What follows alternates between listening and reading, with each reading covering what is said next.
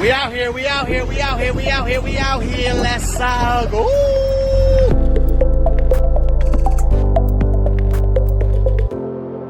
On another episode of the Soothing Semantics podcast, I'm your host, Rafi Pinsky. Make sure to subscribe, smash the like button, leave your comments.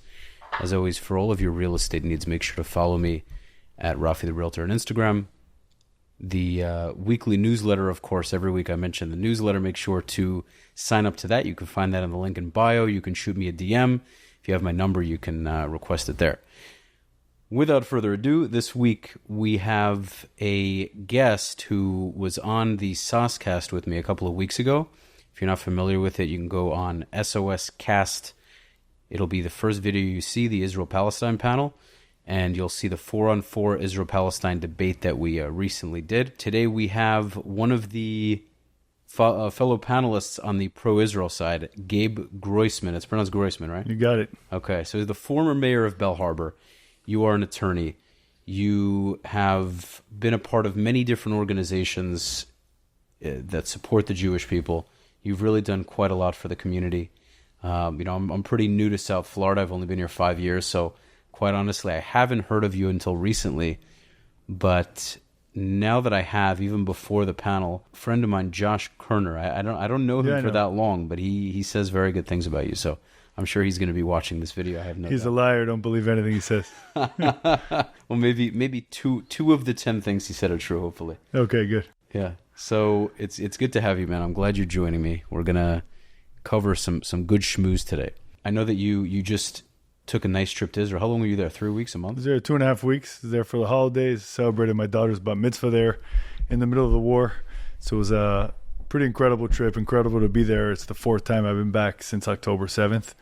Every time it's something new, reveals something new. Spent a lot of time visiting with friends who were serving, visiting with widows who've lost their husbands since the war started, doing some projects to help out the community there. So it was a real meaningful couple weeks. A little intense because it's the middle of the war, so you have a lot going on. But really, thankfully, thank God, everything went smoothly. We came and went with 50 people, came back with the same amount of people that we went with. All good. It was a great trip. You went with 50 people? Yeah, I mean, I come from a Latin Jewish family. So a Latin Jewish family, I know you're new down here. It's basically like my big fat Greek wedding. Same exact thing. That's how we travel. That's how we roll. Both have huge families, my wife and I. So everybody came. Wow, that's almost amazing. Everybody. And I saw you also were hanging out with a bunch of Jewish celebrities. I saw the Sukkah videos, right? Yeah, lots of. Listen, when you're in Israel, sort of there's circles of friends, people who are in town. Everybody connects, and lots of influencer folks who are in town and different friends, and everyone gets together. Some people post about everything, so you end up seeing right. everything. Absolutely. Luckily, it's not everything. But yeah, it was lots of good friends with this guy. Sid Rosenberg, who's a radio host from New York, was there, and some others, a good famous food blogger, and a bunch of other friends. It was great. I'm glad. Yeah, it looked like you had a great time. I know you saw Nissim Black there. You did an episode with him. I didn't get to watch it yet, but I saw you. Yeah. We saw him while I was there. We have lots of mutual friends, and invited him on the podcast, and he was on yesterday. We live streamed that. Such an interesting guy. Grew up in the inner city in Seattle, gangster rapper, but not just gangster rapper. Like his parents were drug dealers in the home. He was a drug dealer, I think, before the age of 12.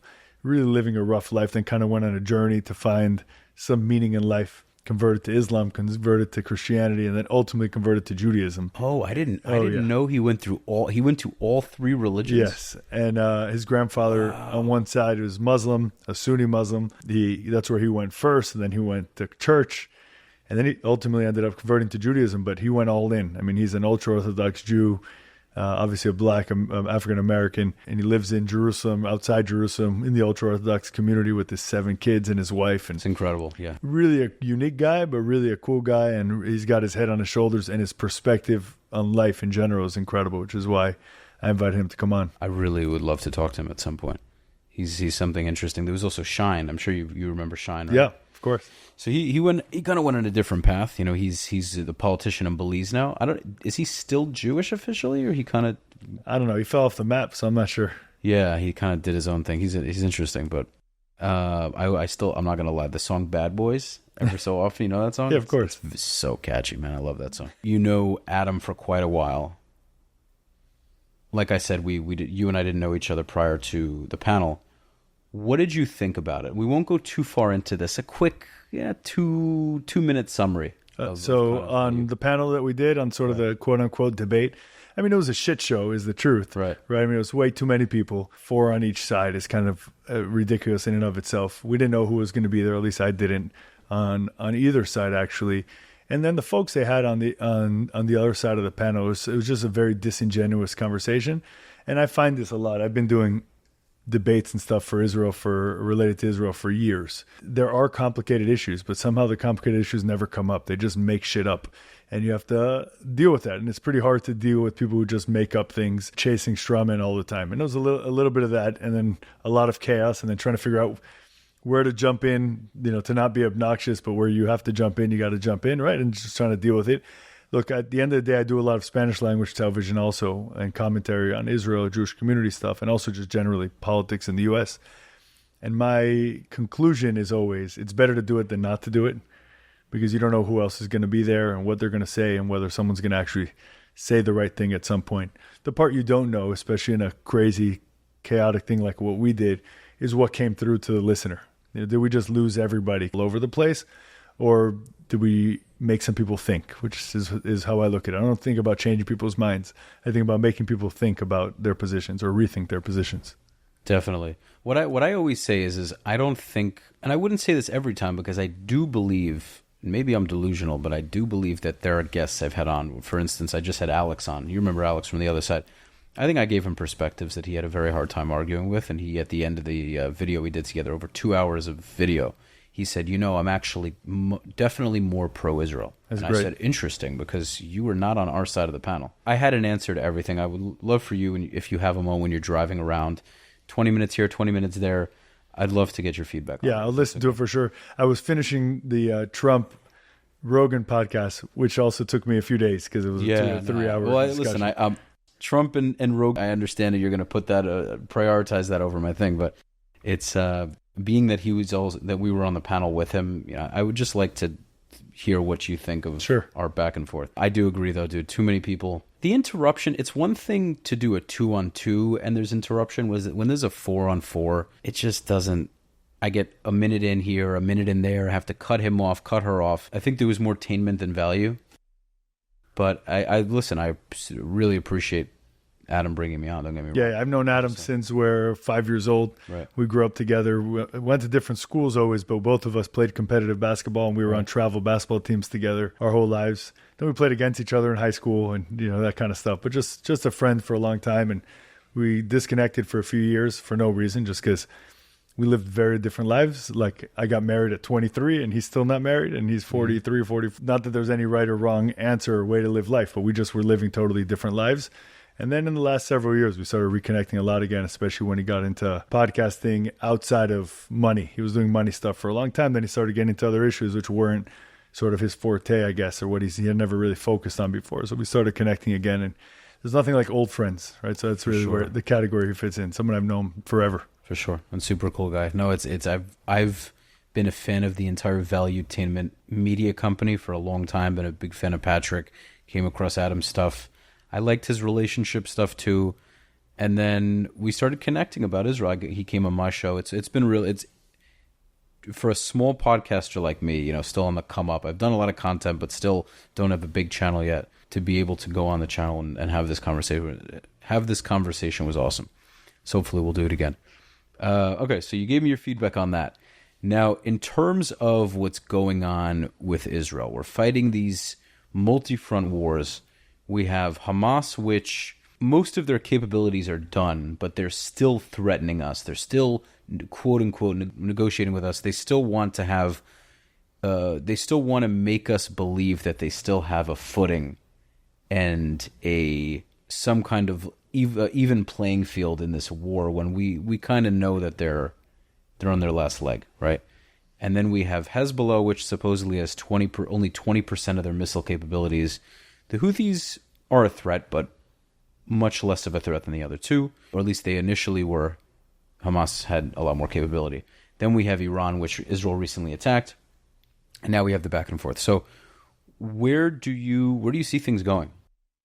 Yeah, so look, it's a broad question, but first of all, Iran is what ties it all together, which you know, right? So because Iran still is strong, because Iran had over 150 or 140 billion dollars worth of sanctions relief from this administration, they have money to play with, right? They have money to continue to fund wherever they can. It's getting harder now. Binance was shut down. At least their activities of transferring funds to Hamas was shut down. It's getting definitely more difficult, but all you have to do, it's something that we know instinctually, but we can look at the notes that were found from on Sinwar in his compound, I don't say his house, but in his compound, where he was saying that we can hold on because the United States is pressuring Israel and the UN and the EU are pressuring Israel. So we're in a good position. People here don't understand is the impact that this sort of back and forth, half-throated support of Israel does and what message it sends to a group like Hamas. Right? Hamas could end the war tomorrow. Israel basically knows where the 25 hostages that are alive are, right? They're in tunnels in the south under a city right outside of Rafah. They're just impossible to get to because if you get anywhere near them, they'll shoot them and kill them. Mm-hmm. That's the word on the street. You know, I don't have any intelligence briefings, but that's sort of what everybody is saying on the ground in Israel. Definitely Hamas knows where they are. They have no upside other than the world bailing them out, right? The billions and billions of dollars that are going to pour in if they're still there in control, which is why Israel's move this week, I think, was genius, where the vast majority of the Knesset, the parliament there, voted to outlaw UNRWA, the United Nations Works and Relief Agency, which is the specific agency just to support the Palestinians, because it's been totally co-opted by Hamas. Hamas is UNRWA, UNRWA is Hamas, one and the same. We know Israel knows all this money is going to be pouring in by the billions, right? So who's it going to go to? If right now, the only necessary evil, if you want to get food, which they're doing every single day, almost 3,000 calories per person, to Gaza, it's going to UNRWA. And if it's going to UNRWA, you know it's going to Hamas. So Israel, I think it seems like it's trying to take that chip away from them and say, here, let Israel's handle the food distribution, humanitarian aid. It'll get to the people on one hand and take away Hamas's ability to control the population with the other hand, because if they can't give them the food and the humanitarian aid they need and the rebuilding, etc., then they're nothing, right? They're just some naked ideology that nobody cares about that caused the destruction of the whole community. So that's where they are there. With Hezbollah, it looks like, I don't want to say it out loud, it looks like we're getting close to the end there. Like you're saying, their capabilities are pretty low. There's lots of rumblings of real discussions of a ceasefire. They're also claiming, I'm sure you've heard this, you're very well versed, I'm sure you've heard supposedly that a lot of fighters, a lot of Hezbollah terrorists have fled to Syria. They're kind of just, they don't want to be involved. Yeah, they're hired hands, right? Most of them. So they're trained army, they're trained soldiers, but they're not fighting for anything. Think about it. Like, it's not their homeland. It's not, they're fighting to drive Jews out of Israel. That's the only thing they're trying to do. Yeah. All their leadership has been decimated. So who even calling the orders there, right? They have no idea, right? That looks like it'll wrap up, which is incredible because it seems like in retrospect, maybe Israel overestimated Hezbollah and underestimated Hamas, right? There's a good argument to that, or maybe just over-prepared for Lebanon and under-prepared for Gaza. But maybe that's same side of the same, opposite side of the same coin. It's a complicated question of where is it going, but the necessary steps have to be to finish and complete the war. And what is it? What do you think that looks like? We need to get the hostages out. That 101 hostages are still there, dead or alive. Israel needs to get them out, and we need to make sure that the situation that Israel leaves there doesn't allow Hamas to maintain any political control. Do you think that getting the hostages is the number one priority? That's the thing. Yeah, that's the big discussion in Israel, is if it's the number one priority. I think they're parallel priorities. So yes, the war won't be over without the hostages coming home. In that sense, they both have to happen, right? The hostages need to come home and Hamas needs to step down. So I think if both of those things don't happen, the war will continue. So those are the two things that need to happen. What's more or less important? I don't know. You need both of them. The question is, how do you get there? And that's really the big debate, at least in some political circles in Israel today. Right. It's very complex. I do think, and I was talking, have you heard of Yishai Fleischer? He's a friend, yeah. Oh, you know him? Okay. I know him very well. So he was on my show, and we were talking He's never short of opinions, though, right? For sure. No, but I agree with it, though. It's very harsh. And I played devil's advocate a lot with him as well, because I know what the viewers would be asking, right? Because he said, of course I want the hostages back. It's very hard to say what I'm going to say, but I have to say it. And he said, if we make the hostages a priority, we're telling the enemy that they can do it over and over and over again. We have to set a standard to say, hey, we're going to do everything we can to get him back. We have to defeat the enemy. Yeah, so I'll tell you where he's wrong. Okay. And I'll tell you where he's right. As a policy, Israel, just like the United States, should not negotiate with someone who's kidnapped your folks. Right? Someone kidnaps an American, like that happened under Biden. All right? You don't say how much, right? Because then you just set a price. But Israel's crossed that threshold so long ago. Right. So, yes, Yishai is right. We shouldn't be negotiating for hostages back. We shouldn't be saying, here's how many prisoners to come back. But we've done that a long time ago. We've done that for a long time. We crossed that threshold a long time ago, most famously with Gilad Shalit, where we let out thousands, including Sinwar. But Israel's not going back on that policy today. So while he may be right philosophically, in reality, we value life, and they know that. And that's our quote unquote, Israel's quote unquote weakness. It's not a weakness, but it's quote unquote the weakness that they can exploit, right? And that's what it sounds like talking about, saying we can't say that we care about that. We just want to destroy them and do what you want. But that's not us. That's not Israel. That's not the Jewish people. And we value life, and we're going to figure out what to do. The hard balance is the ethical questions. I studied philosophy in college and a lot of ethics classes. And I remember studying ethical texts, and they always come up with these insane scenarios. And then they try to apply all the ethical philosophies to these insane scenarios, right? And that's how you can test these ethical things like utilitarianism, right, for the greater good, etc. But the situation Israel's in now, and has been for the last year plus, is worse than any and more complicated than any theory that someone can come up with in an ethics class, right? It's that more complex. Like, what is worth it to get them back? But the reality is Hamas has made it easy for Israel on the ethical front, because they're not accepting any deal right now. Netanyahu said this week, I'll accept any real deal that releases the hostages, because he agreed to 3 in the last 2 weeks. Hamas rejected them. And he went out publicly, I'll accept anything. Tell me a real deal that you'll accept. They're not there. They're not at the table. Yeah, but is he going to accept pulling out of Gaza? Because that's a mistake. No, he's not going to accept pulling out of Gaza. Right, but that's the thing. The reason I agree with Yishai is, as much as I say we're a merciful nation, even though all the people listening to this that are anti-Israel be like, merciful, they're freaking out, throwing their remote at the screen when I say this. I couldn't care less. If I had a child, God forbid, or a family member in Gaza right now, I would be freaking out. I would want nothing more than to get them back. But I understand also that I'm thinking from emotion. And as much as I feel for them, Yishai's point was, because I asked him, what would you do if one of your family members was in Gaza? It's easier to say what you're saying without not having a family member in that position. He said, I get it.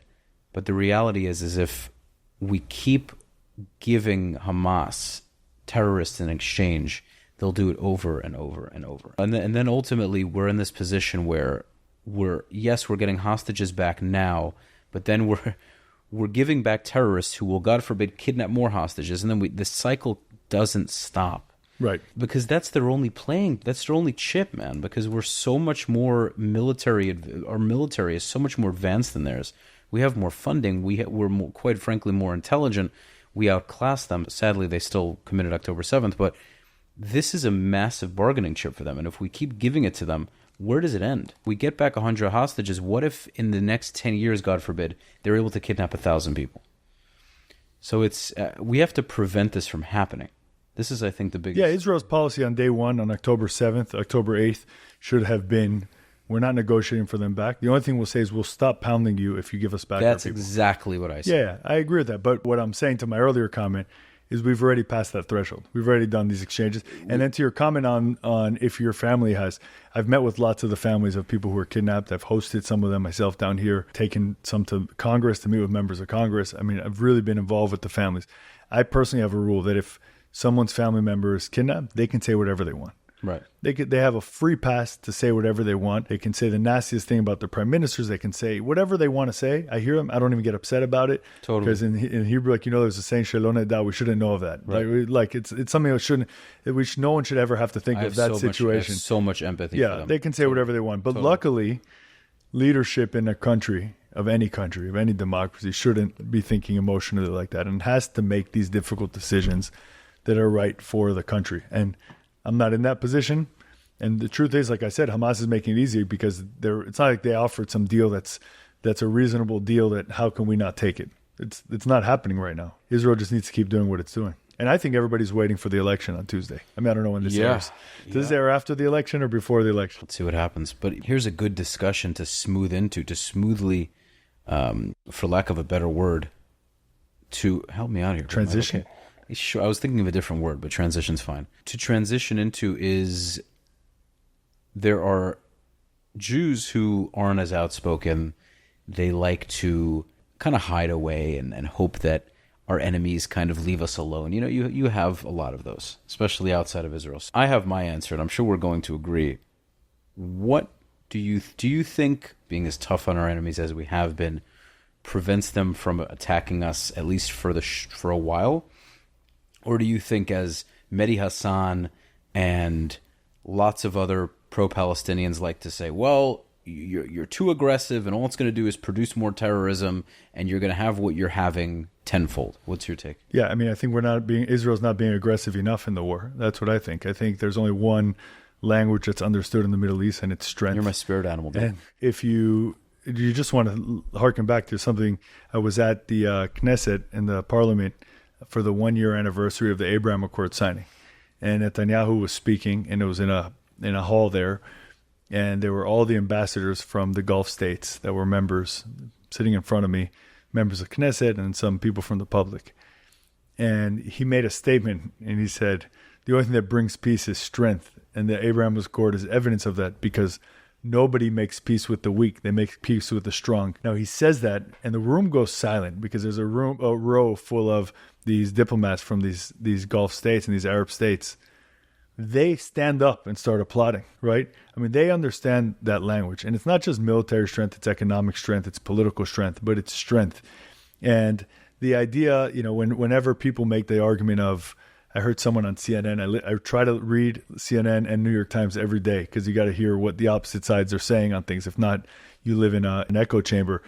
And someone was arguing, saying, okay, for every bomb that Israel throws in Gaza, and for every life of a Hamasnik that they take, they have to calculate how many more Hamas members are being born as a result of that killing. And if it's more than what they killed, then they failed. And all I want to say to that person, right? All I wanted to say was, how were things on October 6th in Gaza? Right? Was it this peaceful place, and now we're somehow creating a generation of terrorists? No. Right? It was a terrorist enclave with terrorist education, which glorified terrorists. The entire society was a terrorist society. And when people say things like, all they want is the same thing all people want in the world, which is to raise their kids in peace and to make a living and go home and have a coffee and make love to their wife and have a beautiful, normal, healthy life. Those people are out of their minds or just totally naive. And it's not just talking about people in Gaza, but there are people in this world whose purpose is to wage religious wars and other types of wars, and their goals aren't the same as yours, and their values aren't the same as yours. I'm telling you. And that's what people have to understand. Gabe, I covered a lot of this with Alex. I really hope. I don't want to put you on the spot on the show. That's okay. So much of what we're covering, I covered with him, and these were my responses, because a lot of the time they come. When I say they, I mean even sometimes liberal Jews or pro-Palestinian Jews, the not in my name Jews, they look at this from an agnostic, liberal, progressive, woke lens of what they were on both sides of the equation. And if we just kumbaya'd together and gave everybody hugs, it would be a wonderful region. Yeah, well, first of all, a lot of those people we're talking about, and there's numbers behind this, I'm glad to go into them, that Pew Research puts out every year, and I study them, but the vast majority of them have no connection at all to being Jewish, right? They'll say they're culturally Jewish, which means nothing, right? They don't live a Jewish life in any way, shape, or form. It doesn't make them less or more Jewish. It makes them Jewish if your mother's Jewish, and that's the end of it, right? But they don't live a life of a Jewish person in any way, shape, or form. So they come in with this quote as a Jew nonsense. They're in effect, they're mostly just people that are lost, right? They don't know. Completely. And maybe part of it is because they know they're Jewish and they're not following in their traditions of their ancestors. So they kind of feel like, I need to find something good. So they tag along to let's go help the quote unquote oppressed. They're and they turned feel out better. to be I think, and I was talking to Adam about this. So they don't have any connection in their upbringing, in their own personal lives, and they see this extremism that they define as meaning, right? When people are so extreme, they're fighting for a cause, and it's attractive to them. They go, this person's so fired up about this. They must have a sense. There must be something true to it. Let me find out more about it. Instead of looking at their own side, the Jews that are fired up and passionate about their side, that they have more of a connection to, there's this appeasement to say, no, but we're Jews, and look how well we're doing in Manhattan and in New York. We're so successful. We're the bad ones. But here's the good news, and it's not good news, but just the world we're living in today. Anti-Semitism is at the highest level it's been since the 1930s in America right now. And anti-Semitism and anti-Semites don't discriminate between Jews. Right? If we just had the anniversary of the Tree of Life massacre in Pittsburgh, right? That was the most reformed synagogue you can find in America. Okay?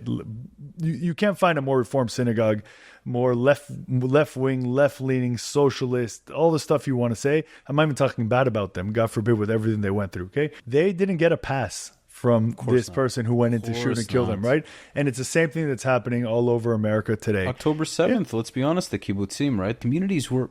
Kibbutzim, by definition, are work on socialist structure. They are some of the most liberal Israelis in the country. They were trying so much to make peace with the Gazans. The Gazans were working in their kibbutzim. They didn't care.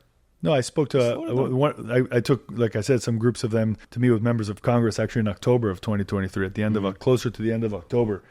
And one of the women was telling me, she was an English teacher in one of these kibbutzes, and somehow they didn't come into her little apartment. She had a little apartment there, and she is watching the cameras after, and she knows these guys by name. She goes, these are people that were hanging out in our kibbutz, because not only they worked in the kibbutz, before they drove them back to the border every day, because they would pick them up and drive them back, they would invite them to their homes to eat and have coffee. And these are, this is salt of the earth, kind of left-wingish kind of guys. And it's beautiful, right? I mean, I wish that were the world. We all wish that were the world. The reason why I tie this to the anti-Semitism thing is because sometimes we need the anti-Semites to remind us who we are. Totally, right? And people are getting a wake-up call of being Jewish. And with all the insane attacks on Israel, of course, naturally, if you're being attacked for something, you're going to defend that something. Many people will, right? More people, I'm finding more and more people, at least here in South Florida, but I travel around the country, are really finding a connection to Israel and to Judaism more than ever before. And I speak about this with a few other guests that I've had in the last couple of weeks from the Christian community. And we're seeing that also there's going to be an uptick. We expect an uptick in church attendance and people really coming back to regular values and religion, because things have just kind of gone off the reservation in our country. Totally. Yeah, all the other things have, I think, brought about that, the nonsense being taught in schools. It's very true. Usually when things go to an incredible extreme, they tend to, at some point, it tends to drip in the other direction. There's just something I was thinking about in terms of outspokenness. Other wars we've been through, other than the Gaza War, 2014, what was it, 2008 or 2009? We in America, like I said maybe 10, 15 minutes ago, Jews tend to hide behind their screens. They don't want to say anything. They don't want to make waves. They're afraid they'll lose their corporate jobs. I'm seeing so many people speaking, getting out there, going to rallies. It's really nice. Finally, people have a little bit of balls. It's cool. I agree. We'll see what happens now with this election, because TDS is back. Trump derangement syndrome is back. We're, like I'm saying, we're a couple of days before the election when this is being recorded. So you're already starting to see all, anything that I'll post, for example, that has to do with Trump. The inbox gets filled immediately with people I know, and forget the people I don't know, right? Slamming, saying nasty things. And, that's the world that we lived in before, and we'll see if we go back to it, hopefully. I think ultimately, you were mentioning the Abraham Accords. You were mentioning that the Middle Eastern region respects strength. It's the truest statement. It's the truest statement. When Israel fought the earlier wars, Six-Day War, Yom Kippur War, the War of Independence, the Arab region, even though they attacked us multiple times, we kept making concessions. There were periods where, I heard stories where a single Israeli soldier can walk through a Palestinian village, nobody would come out of the house. It's not that I want them to be petrified of us, but it's if you want peace with us, great. But I'd rather be feared than loved. I'm sorry, I'd rather be, if I have to choose between the two, then that's what I'd rather have. We need respect at the end of the day. And I think if our enemies respect us, they may still want to take the land. There may still be a large percentage of the Arab world that would love to take Israel if they could. But if they understand that we're willing to do what we did in the last year, they may see, you know what, the juice isn't worth the squeeze. And I think that's what much of the Arab world has done already. Morocco, Bahrain, UAE, Saudi Arabia, just a couple of years ago, they probably would have liked to see Israel become an Islamic state. Yeah, look, it's a mixture. It's complicated. It's a blend between how Israel's done in the world, what Israel's been giving by way of intelligence and meaning intelligence briefings and things of that nature for the neighboring states where they really need to align with them, and also just wanted to have the economic benefit or some of the economic benefit that Israel's having. But another big part of it is just Iran, right? The enemy of the enemy is my friend. And Saudi Arabia wants to align as much as they can with the United States and with Israel because of their fear of going to an all-out war with Iran, right? That's really part of the equation. And it's interesting because if Israel and the United States were to take an aggressive approach on Iran and decapitate the head of the snake there, let's play the whole thing out, right? And be able to have a change there in administrations and everything. Would Saudi Arabia still be so keen on having a warm peace with Israel or not? I don't know. Or the UAE? I don't know. Right? They're there. The reason why those relationships are there for a great reason, a grand part, is the mutual interest against Iran. If that's taken off the table, which I don't think is going to happen, but it's important to think about because the concessions that we're trying to make with the United States and Israel with these nations, I think we have to be cognizant of that fact because Arab countries, the Arab dynasties don't think in 4-year terms. They think in centuries. When we're trying to, Israel and the United States are folks like Lindsey Graham talking about getting Saudi Arabia to come in to control and govern lands in Israel, in the land of Israel, some Arab cities in the Palestinian Authority, etc., to replace them. It might sound good in the short term, but in the long term, things might change, right? So that there's lots of risks in the region that we have to think about. Yeah, I was thinking that could be an idea. I think Israel needs to control all of it. I think they need to control all of it and maybe give them some level of local governance. You should read David Friedman's new book, One Jewish State. That's what he proposes. What's it called? One Jewish State. One Jewish State. Oh yeah, he's been on a lot of shows lately. That's what his book proposes. The Lubavitcher Rebbe has been saying. I mean, he said this over and over again when he was still around. We it's not ours to give away, so to speak. Yeah, he's got a book. It was put out based on speeches he gave. The name will come to me in a moment, but that's what he's a not 1-inch guy. Quote. That's a quote. I mean, right? It's crazy to me that we're just such merciful people to a fault. And I get it, and I love it about us. But to sometimes I step away from it, and it's like nobody else would do this. Yeah, nobody else would do this, and the fact that we do it over and over again, we appease and apologize, explain. You notice how many millions of videos are there just debates of Jews just. But we had to because nobody else in these other countries, two groups fighting each other. Very seldomly are they going on different news sites and going, I know, but we did the math and we did the statistics. I mean, come on. I mean, yeah, I know it probably didn't come out the way I wanted to, but in our thing on the Sozcast thing, one of the guys was complaining. Well, Israel responded by bombing in Iraq and bombing in here and there, and I said, too bad, because now we have an army. You guys have been attacking us for time immemorial. Now we have an army who's going to respond. You don't like it, then don't attack us, 100%. Right? So, Alex was there was a moment in the video where he goes, oh, well, you just have to create a strong border between Gaza and Israel. And I'm like, okay, so do we control the Philadelphia corridor or do we let that go? He's like, oh, no, well, I guess you can keep controlling it. I'm like, okay, well, that means we have to occupy it. I mean, that means we have to be in Gaza, which I support, which we need to do. We need to keep the soldiers in there for now, for a while. And then he said, oh, but I mean, you just have to make sure that Egypt, this is exactly how when he's like, oh, well, maybe you can leave and just make sure that Egypt has a good lock on it. I'm like, oh, okay, well, they had a really good lock on it all this time, didn't they? They really made sure that nothing would go through. I said they did a wonderful job. And then he's like, okay, well, I mean, also, if they shoot rockets over, you have the Iron Dome. I said, oh, okay, so this is a totally normal situation that we should just accept inevitably. That we just, well, what I asked him, like, kind of asked him in I guess, a condescending way, but it was just stupid to even, for him to propose this. I said, do rockets go through a fence or over a fence? Or they're just going to hit the fence and drop? I mean, they're flying over the border. Since we have this defense technology, like morons, we should just continue to accept this as a normal Sunday. We just continue to let hundreds of rockets from people that say it are people who have not been there when there are sirens. It doesn't. And you got to run to a shelter, and then the Iron Dome hits it, and then there's debris falling everywhere, shrapnel falling everywhere. It's that we even have to explain this. That we created ridiculous. A defense system so we don't have to annihilate the enemy. The only reason we don't, it already is pretty much, Gaza's pretty much destroyed.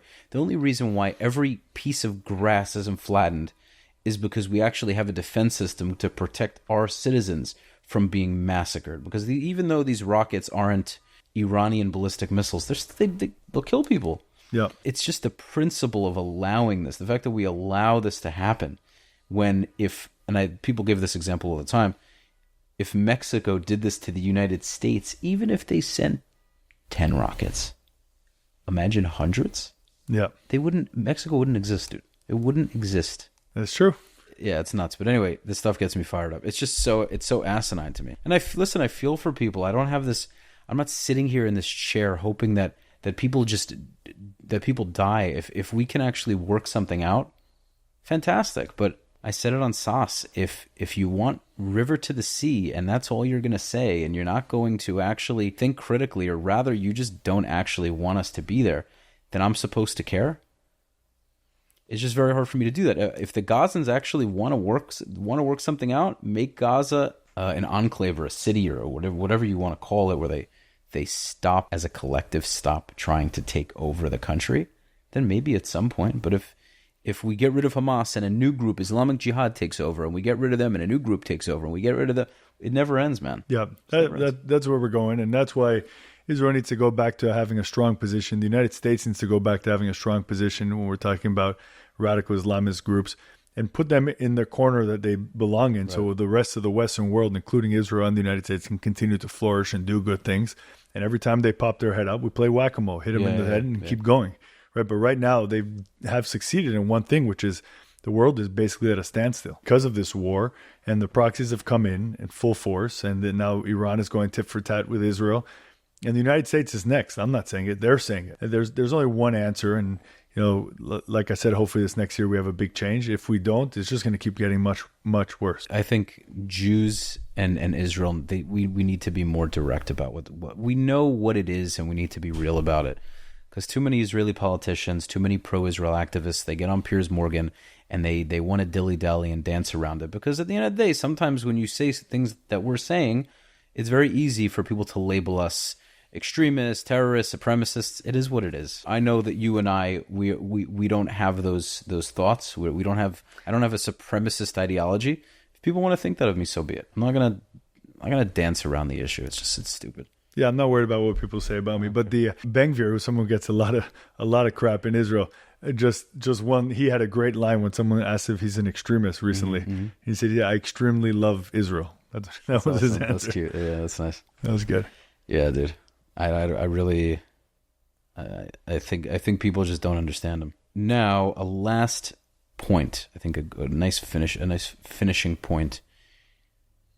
What do you say? What is a good answer to the people who say, well, Zionism is what causes all these problems, and then the Muslim, the Arab region is just up in arms because this Jewish country, and this is, of course, these aren't new ideas, this Jewish country is causing the instability, and America is being pulled into Israel's issue. You get me? Like, America is fighting a war that shouldn't even be involved in. Yeah, so you made two different points. One, to the argument that the reason why there's an Arab uprising against Israel is because of Zionism, because of the modern day state of Israel, right, which was established in 1948.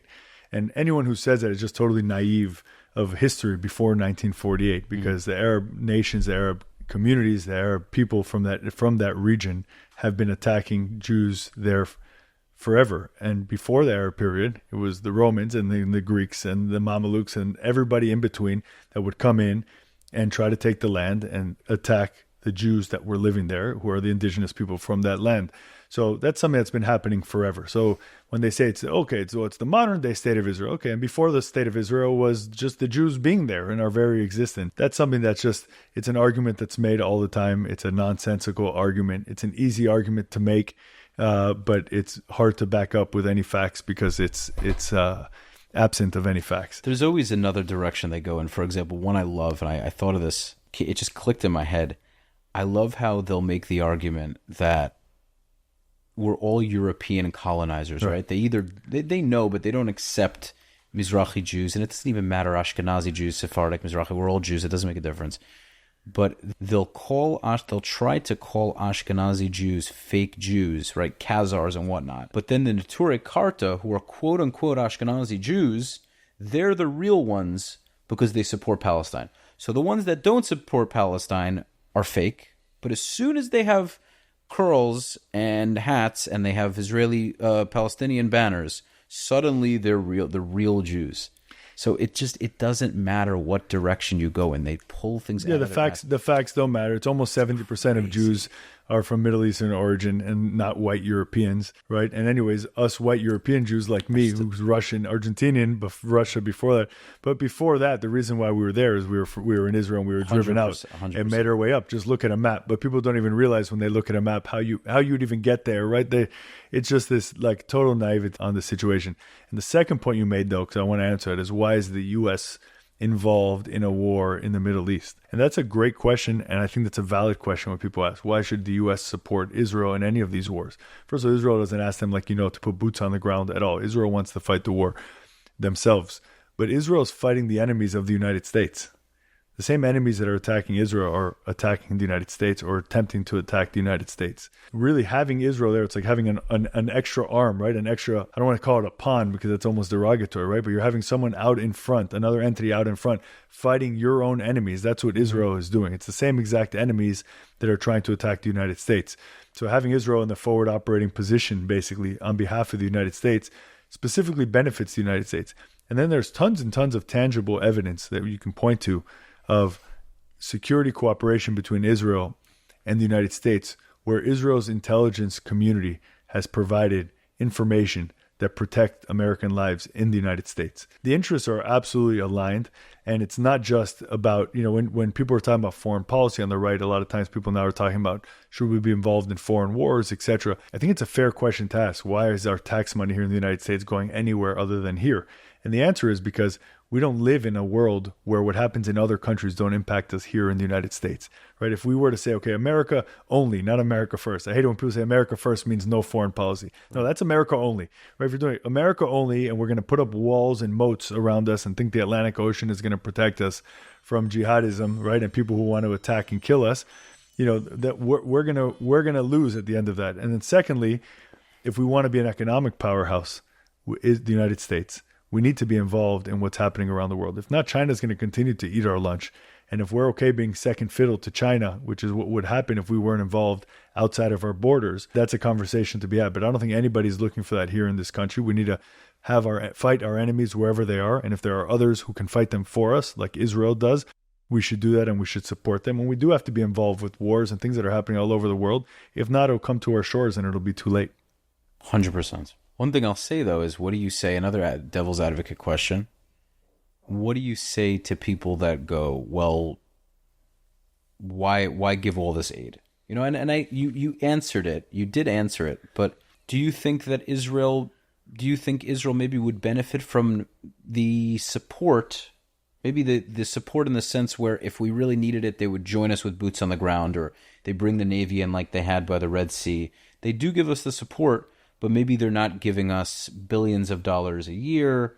I mean, we have to spend it on their weapons anyway. They do it for their own. America does it very intentionally for their own interests. But would you say maybe instead of getting $3 billion a year, we trade with them instead? We manufacture more of our own weapons. We are one of the biggest weapons exporters in the world.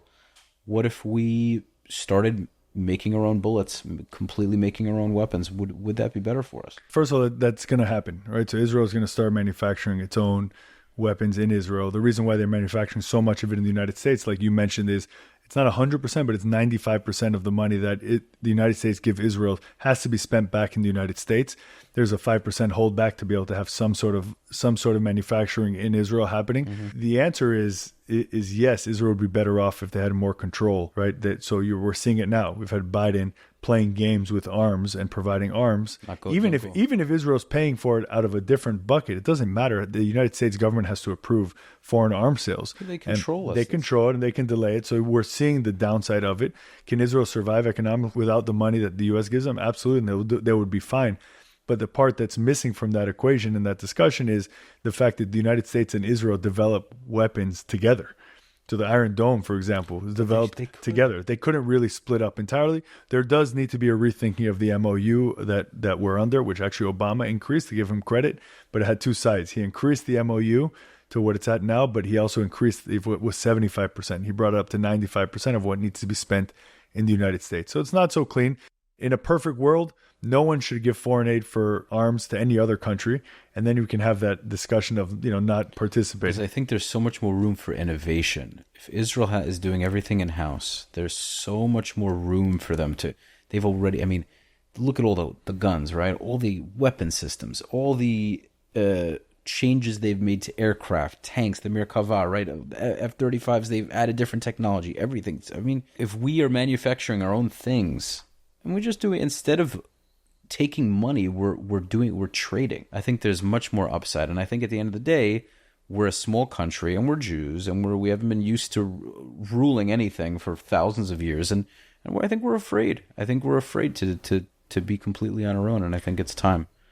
And I listen, I'm a 30-year-old little, whatever. What do I know, right? But I think I'm not the first person to say this, and I think at some point we gotta take that chance. I think America will support us regardless. I do. I believe that. I don't know. What do you think? I think the U.S.'s relationship will still be strong. I mean, depends which direction our country goes. The Democratic Party right now is getting more and more hostile to Israel and that relationship. And if you look at younger Democrats under the age of 40, for example, the numbers are dismal on support for Israel and support for capitalism and support for America, basically. And there is a path that our country can go down here in the United States that would be very bad for Israel, and not just for Israel, but for the rest of the free world. I'm much more of an optimistic person. I suffer from being optimistic, but I'm also a realist, right? So we need to be careful. We meaning Americans, we Jews, we people in Israel, everyone needs to be have eyes open and be realistic about different situations and not be caught. Israel being caught during this war, basically begging the U.S. to release weapons so they can fight off their enemies for their life. And, I think that was a wake-up call. I'm certain that was a wake-up call for Israel, and there's going to be big changes. Yeah, no, it's problematic. So hopefully that'll change. I'm also super optimistic, man. Even though I criticize, sometimes I get tired of like Jewish silliness. I'm proud of how we're doing things, and I want peace ultimately, man. I want to be able to travel to the countries that we have. I would love to go to Iran to travel. I hear so many nice things. I would love to go to these countries. So hopefully one day. Listen, that's what Jews do. We pray for peace, but I hope so. But we prepare for we hope for the best and prepare for the worst. Yeah, listen, man. I'm the kind of person where I love to connect with people, but I really don't care if I don't. It's just what it is. But anyhow, ladies and gentlemen, this has been, I think, the 193rd episode of the Soothing Semantics podcast. Make sure to subscribe, like, share, leave your comments. Go follow Gabe Groisman on through your socials. I'm going to put them in the description. But sure. It's just at Gabe Groisman almost everywhere. Podcast is on rumble.com/Gabe Groisman. All the socials are just at Gabe Groisman. So thanks so much. The name of the pod. Standpoint with Gabe Groisman. Standpoint with Gabe Groisman. Okay. Of course, real estate would love to help you. If you need, you're still a practicing attorney, right? Yep. Okay. So where can they find you? Give me lsmpartners.com. Perfect. Okay. Guys, thank you so much for watching, and I will see you on the next episode. Peace.